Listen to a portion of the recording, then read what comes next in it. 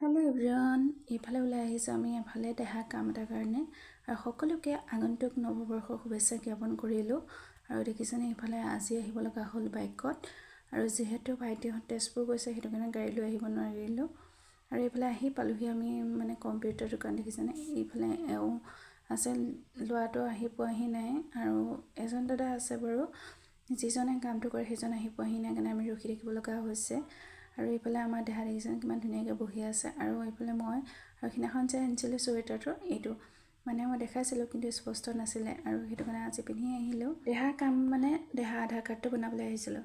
তাৰপিছত আহিলোঁ পাৰ্লাৰলৈ ভিডিঅ' দেখাবলৈ নহ'লে, কাৰণ এওঁতো মোক ভিডিঅ' বনাই নিদিয়ে, সেইটো কাৰণে মই নিজে বনাব লগা হৈছে।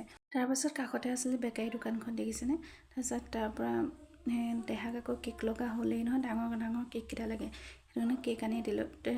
ডাঙৰকেইটা নানি পিচ কেককৈ আনি ল'লোঁ। তাৰপিছত দুইটাই আহি বহি খালোঁ আৰু তাৰপিছত ৰিলচ এটা বনাই ল'লোঁ। বনাই হোৱাৰ পিছত দেখিছেনে আমাৰ এটা অৰ্ডাৰ দিছিলে ভাইটিয়ে, প্ৰেছাৰ জোখা মেচিনটো, সেইটো কাৰণে মাৰ প্ৰেছাৰ আছে যিহেতু। আৰু আহি পালেহি আমাৰ এওঁ দোকানৰ পৰা আহি দি থৈ গ'লহি। আৰু চাওকচোন তেওঁ নিজেই লাগি গৈছে জুখিবলৈ, ইমান বৰ বিশেষ নাজানে। আজিলৈ বাই, পুনৰ এটা ভিডিঅ'লৈ আহিম, বাই।